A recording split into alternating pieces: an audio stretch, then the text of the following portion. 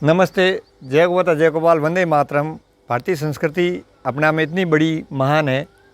हमारे मेहमानों को बहुत बहुत स्वागत। और गौ माता तो अपना में ऐसी बड़ी महान एक शक्ति जो भारतीय परंपरा में ऋषि मुनियों ने बहुत रिसर्च करके इसके साथ जीवन जीना सीखा था, सिखाया था। क्योंकि आज बीमारियां बहुत बढ़ रही है। न तो हम गौ माता को चाहते, न नंदी भगवान को चाहते। नंदी और गाय दोनों अपना में बहुत बड़ी शक्तियाँ हैं। गौ माता धरती है तो नंदी भगवान खुद चंद्रमा है। धरती और बिना चंद्रमा जो है इस सृष्टि पे कोई चीज़ पैदा नहीं होगी। दूसरी बात, कुछ एक हमारे आध्यात्मिक वालों ने जो है, किसी ने अकेले सूर्य को पकड़ लिया, किसी ने अकेले चंद्रमा को पकड़ लिया। मैं पूछता हूँ, चंद्रमा भी जो बिना सूर्य काम नहीं करेगा, और अकेला सूर्य है, धरती और चंद्रमा नहीं है तो भी, क्योंकि वो जला देगा। तो भारतीय परंपरा अपना में कितनी बड़ी विज्ञान थी कि सूर्य, चंद्रमा, धरती, अर्थ, पावर, न्यूट्रल, इन तीनों की आवश्यकता है। इसीलिए राम जी और सीता जी, राम जी एक सूर्य थे, सीता जी धरती थी, और विश्वामित्र जो पूरे जिसके पास विवेक था, चंद्रमा। जैसे अपने 7 बार होते, उसमें पहले रविवार है और फिर सोमवार है। रविवार का अर्थ है कि 5 प्रकार का अन्न जानते थे। 5 प्रकार के अन्न को जानकर, क्योंकि जब उसको जननी बोलते, उसके बाद में जानने के बाद करना, चलना और फिर बोलना। यानी 8 पावर आएगी तो आपकी 5 अन्न से प्राण और फिर अपान। प्राण अपान दोनों क्रियाएं बराबर होगी, समान होगी, पूरी बॉडी में जो है व्याप्त होके फिर जो है 5वां प्राण चंद्रमा है, वो आपकी बॉडी में पैदा होगा और नहीं विवेक आएगा। जब भी हम दुनिया को बहुत कुछ सिखाएंगे।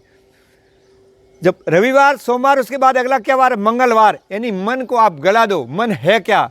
जो 10 सिस्टमों को 10 से अपने आप को ब्रह्म से जोड़कर, बीच में जो अपनी मन की जो अपनी खुद की जो अहंकार की या ज्ञान की जो वर्ती अंधेरा है, उसको मिटा देना। मंगल ही मंगल होना चाहिए। क्योंकि जब मन गलेगा, जैसे बर्फ जो है जब गलेगी, जब उसमें प्रकाश पड़ेगा, तो ऐसे भारत की परंपरा में कितना प्रकाश था। जैसे हमारे सैनिक भाई जो टेंट लगा दे, टेंट एक होता है आउटर और एक इनर, वो अपने आप में वहाँ रहने से वो स्वतः बच सकता है। मगर आज आउटर का अर्थ है 5 अन्न, इनर का अर्थ है 5 प्राण। 5 और 5 10, 10 से हमारी वो जीवनी शक्ति बढ़ती है। ऋषि मुनि बढ़ाते थे, रामदास जी में इतनी बड़ी विज्ञान थी। मगर महाभारत में जो है, जो ज्ञान देने वाले, जिनके पास चंद्रमा या 10 चीज़ थी नहीं, तो रावण मरेगा ही नहीं, तो हमें मार देगा, हमारी दुर्गति करेगा, प्रकृति में नुकसान करेगा। मगर ऋषि मुनियों ने कंप्लीट बताया, स्त्री और पुरुष दोनों को, जब तक अंदर का रावण नहीं मरे तब तक आप आगे ना बढ़े। कृपया आप बिना जुड़े बाकी ना करें। इसीलिए स्वयंवर शब्द का अर्थ है स्वयं प्रकृति है। तो हमारी मातृशक्ति स्वयं प्रकृति है, और इस प्रकृति की गाय माँ है, और पुरुष जो अपना में वो वर है, नहीं, इस ईश्वर से जुड़े, उस पावर से जुड़े। दोनों को बिना जुड़े जो है बाकी नहीं करना चाहिए। अब तो जुड़ नहीं रहे, बाकी बाकी कर रहे, तो बाकी में तो जो आपको पता है घाटा ही घाटा है, तो रोग नहीं आएगा तो क्या आएगा। उन्होंने कितनी बढ़िया 16 संस्कार और 4 आश्रम, जोड़ बाकी गुणा भाग। जैसे आपने सुना होगा, सेना में जो एक पैरा ड्रॉप करते, तो ऊपर से जो ड्रॉप करता है तो उसको एक छतरी होती, वो छतरी धीरे धीरे जमीन पर लाती। अगर आप बिना छतरी ऊपर से कूदोगे तो क्या होगा? पिचक जाओगे। तो आज वही हो रहा है। ऐसे ही जो जैसे आउटर और इनर, 2 को जोड़े बिना आपका जीवन नहीं चलेगा। यानी 5 प्राण और 5 अन्न। 5 अन्न पहले बाहर की तरफ है, फिर 5 जो है अन्न, उसको जोड़कर चलना। 5 प्राण ये अंदर की तरफ। इन 10 को जानना, 10 से जुड़ना, आपका दशानन यानी रावण खत्म हो जाएगा। और उन्होंने यही समझाया कि रावण जो है आप दोनों के अंदर है, तो आप नई पीढ़ी तैयार नहीं कर सकते। वो रावण ही पैदा होगा, वो कंस ही पैदा होगा, आप सबका खात्मा कर देगा। और गौ माता पूरी प्रकृति की वो चेतना और शक्ति देती है कि आपकी दिव्य चेतना में पहुँचोगे, आप आकाश तत्व में पहुँचो। क्योंकि इसको समृद्धि बोलते, इसमें आकाश तत्व और अग्नि दोनों। क्योंकि जब तक हम, आकाश एक न्यूट्रल पावर है, इतनी बड़ी विज्ञान ऋषि मुनि जानते थे, मगर आज हम नहीं जानते। इसलिए रोग कितना बढ़ रहा है। क्योंकि जो इंग्लैंड की है शराब और ये अंग्रेजी पढ़ाई, और अमेरिका की ये अंग्रेजी दवाई, ये तीनों बहुत खराब है। ये तीनों पूतना के केंद्र हर गांव है। मैं कह रहा हूँ, कोई जो कॉपी के जो कुछ लिखा हुआ है उसके ऊपर आप लिखोगे तो दिखेगा नहीं, मगर कोरे कागज़ पे लिखोगे तो दिखेगा। मगर आज तो क्या है, इस प्रकृति में जो सब मज़ा कर रहे, प्रकृति माँ के साथ मज़ा करोगे तो मिलेगी सज़ा। और प्रकृति माँ है, माँ की सेवा करोगे तो मेवा मिलेगा। इसीलिए पूरे रोगी क्यों हो रहे? ये सब जो है प्रकृति माँ को विनाश कर रहे और अपना मौज कर रहे। ये मौज जो है आपको इतनी भारी सज़ा देगी।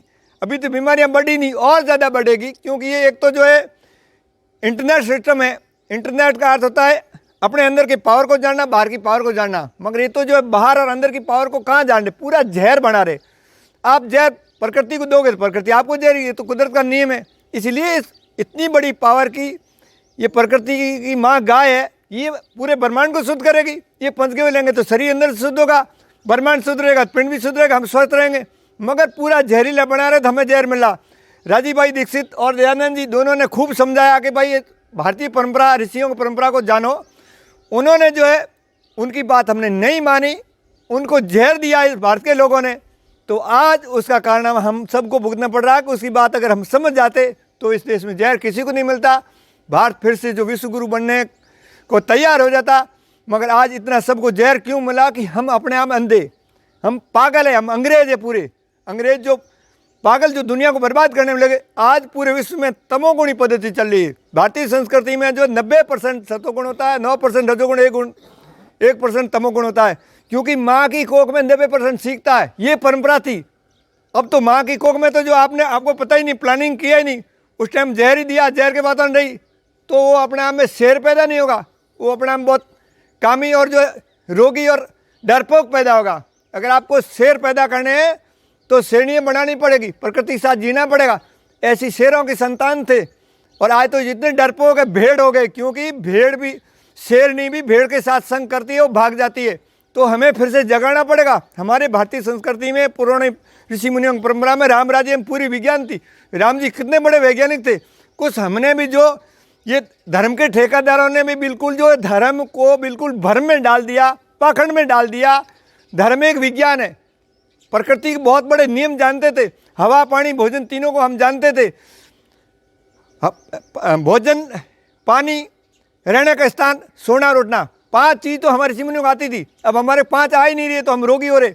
और ये अपने अलावा जितने भी प्राणी, इनको 5 चीज़ आती, इसलिए कोई रोगी नहीं है, किसी को बीपी नहीं, किसी को शुगर नहीं, किसी कोई कोरा नहीं, कोई तकलीफ नहीं, मज़े से उठते, मज़े से सोते, स्वस्थ रहते, क्यों प्रकृति जुड़े हुए। इंसान को कुदरत ने जो है, प्रकृति माँ ने सिर दिया, 2 हाथ दिए, पैर दिए, ये इसलिए दिए कि सभी अपने भाइयों के साथ, 9 माताओं के साथ नाता बनाना है, ठीक है ना। माता राजी तो आनंद आएगा, और नहीं तो बहुत कष्ट में भुगतोगे। ऐसी गौ माता को जो है हम आज भी नहीं सुन पा रहे। हमारे राजा भी जो आप बताए, राजाओं के ही बाजे तो भाई नहीं है, वो अपनी जो है उन पागल देशों के पीछे घूम रहे, दौड़ रहे, मेक इन इंडिया पता नहीं क्या बना रहे हो। मैं कह रहा हूँ आप इस शरीर को चलाने के लिए हवा पानी 3 भोजन चाहिए, ये ऋषि मुनि जानते थे। सभी से प्रेम करो, सभी प्राणी ईश्वर ने बनाए। इतनी बड़ी दिव्य जो व्यवस्था थी वो हम सबको जानना चाहिए। गौ माता बेचारी बहुत कष्ट में है, नंदी भगवान कोई देख के राजी नहीं, हर गाँव नंदी दुखी है, भूखे प्यासे। गाय जो सिर्फ दूध के लिए चाहिए, गाय दूध नहीं दे रही, उसको ठोकर मार के बाहर निकाल दो। नंदी भगवान तो बिल्कुल नहीं चाहिए, घर में कन्या नहीं चाहिए, गाय के नंदी नहीं चाहिए। कितना स्वार्थ और कितना लोभ, क्योंकि कन्या और नंदी दोनों भगवान है। ये सेवा करने से निष्काम कर्म करोगे तो प्रकृति राजी रहेगी, क्योंकि प्रकृति आपको कोई पैसे नहीं ले रहे, सब निष्काम कर्म कर रही है, आपको सिखा रही है। तो कृपया हम सबको भारत की परंपरा को जानना चाहिए कि राम राज्य में कितनी बड़ी विज्ञान थी। महाभारत में विज्ञान हट गई तो अज्ञान आ गया, तो हम अपना मजहब बंट गए, पता नहीं क्या बन गया। पूरे विश्व में जो जहर फैल रहा है, इसके पीछे भारत माता है, क्योंकि माँ ही सब कुछ अपने आप में प्रकृति है, और उसकी गाय माँ है। भारत में 9 माँ थी, क्योंकि 9 की बहुत बड़ी विज्ञान है। हमें भी भारतीय संस्कृति को जानना चाहिए। हमारे ऋषि मुनि बहुत बड़े वैज्ञानिक थे, हम उनको नकार रहे कि वो नहीं जानते थे। वो जानते थे, हम नहीं जानते, क्योंकि हम खुद अंधे हैं और कुएं में कूद रहे। कुएं में कूदेंगे तो बाहर नहीं निकल सकते। तो अंधी दौड़ की बजाय जो है ऋषि मुनियों को बताए रास्ते पे, जैसे हमारे बुजुर्ग चले थे ऐसे हमें चलना चाहिए। चलेंगे तब हमारी पीढ़ियाँ भी चलेगी। हम तो जो है चल के राजी नहीं है, सिर्फ बोल रहे। वाणी का नंबर 8वां है, पहले 5 अंक को जानना है, फिर करना है, फिर चलना है, फिर बोलना है। नियम ये करो और फिर बोलो। अब तो दुनिया क्या बोल ज़्यादा रही है, स्कूलों में क्या है, पूरी अपने आप में थ्योरी है, प्रैक्टिकल तो है ही नहीं। प्रकृति के साथ जीवन जीना जानती नहीं, प्रकृति के बारे में जानती नहीं, खाना उठना पीना रहना 5 चीज़ जानती नहीं। ये बहुत जो है देश के साथ अन्याय हो रहा है, प्रकृति के साथ अन्याय हो रहा है। प्रकृति आपको बख्शेगी नहीं, प्रकृति अपनी व्यवस्था खुद करेगी। हम सबको न्याय करना चाहिए। जब तक नहीं आएगी गाय, जब तक हम कर नहीं सकते न्याय, क्योंकि 5 अंग जो है हमें पता नहीं, हमारी चेतना है ही नहीं। बिना चेतना तो आदमी क्या काम का। तो हम सब दुनिया में सब जहर के साथ रहने से, प्रकृति से के साथ हटकर जीने से सब अंधे हो गए और भोगी हो गए, और बहुत रोग बढ़ रहा है, कम हो नहीं रहा है। क्योंकि रोग का निवारण जब होगा जब बीमारी का कारण हम समझेंगे। जब कारण तो आता ही नहीं हमारे को, तो निवारण कैसे होगा। जय गौ माता जय गोपाल वंदे मातरम। आप मेहमान पधारे हो, गौ माता को आप पहले से ही जानते हो, थोड़ा और गहराई में हमें जानना चाहिए कि ऋषि मुनि ने कितना दिव्य ज्ञान दिया था। युगराज श्री कृष्ण जी ने गाय के बारे में, जो है मक्खन के बारे में, दूध के बारे में, गोमय के बारे में, गोमूत्र कितना बताया, और महायोगी भगवान शिव जी ने आयुर्वेद की बहुत बड़ी विज्ञान बताई। हम इन दो महापुरुषों के रास्ते पे पते रास्ते पे चलने का प्रयास करना चाहिए। वो बहुत बड़े वैज्ञानिक थे, उन वैज्ञानिकों को नकार कर आज के कुछ लोग जो अपना नाम कह रहे कि मैं भगवान हूँ, ये झूठ है। भगवान का अर्थ है भूमि, गगन, वायु और पानी, इस चारों को जानकर अग्नि सब में स्वतः विराजमान है। ऐसी दिव्य विज्ञान हमको जाननी चाहिए, क्योंकि गाय जो अपना में भगवान है, उसका गोबर भगवान है, क्योंकि चारों को अकेला शुद्ध करता है। इतनी बड़ी गोबर में ताकत है, इसलिए उन्होंने बहुत पहले से गोबर पूजने की पद्धति बताई। और हम पहले ही जो है बहुत पहले गोबर और पेड़ दोनों को पूजते थे, मगर आज जो हम पेड़ को भी हटा दिया, गोबर को हटा दिया, और ये जो पहाड़ को काट कर ये मंदिर बनाए, चाहे महल बनाए, ये प्रकृति का विनाश है, ये विकास नहीं है। धन्यवाद। जय गौ माता जय गोपाल वंदे मातरम। नमस्ते। जय गौ माता जय गोपाल। आज भाई साहब खीमाराम जी से मिलना हुआ, और आपने गौ माता के बारे में और गौशाला के बारे में और प्रकृति के बारे में बहुत सारी चीज़ें बताई। आप कई वर्षों से गौ माता की सेवा कर रहे हैं और बहुत ही अच्छे प्रकृति प्रेमी हैं, और आपने काफ़ी सारी चीज़ें प्रैक्टिकल की और काफ़ी आपका नॉलेज बहुत अच्छा है। और हमें जो बेसिक चीज़ें हैं, जो हम जीवन जी रहे हैं, उस जीवन जीने की जो कला है, वो कहीं ना कहीं हम भटक रहे हैं। और काफ़ी आपसे बहुत अच्छी चर्चा भी हुई, और आपने हमें एक जीवन जीने की जो कला है, जो मनुष्य को जीनी चाहिए किस तरीके से, वो आपने बताइए, और उसके लिए मैं बहुत बहुत धन्यवाद देना चाहूँगा आपको।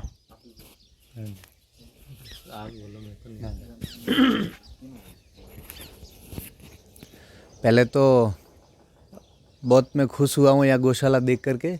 मैंने सुना था मोहन गौशाला का नाम, लेकिन कभी आया नहीं था, और जब रात को आया और यहाँ का जो सुकून देखा, यहाँ की व्यवस्था देखी, बहुत अच्छी लगी मुझे। और ख़ास करके खीमाराम जी तो हमारे वरिष्ठ आदरणीय है ही, और इनसे मिलना पहले भी होता था, और काफ़ी समय के बाद में फिर मिलना हुआ, और इनके शब्द जो सुनने हैं वो बहुत अंतर्मन को छू गए हैं।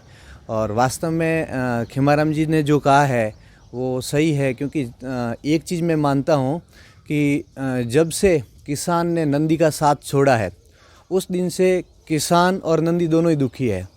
किसान लटक रहा है और नंदी भटक रहा है, दोनों चीज़ें हैं।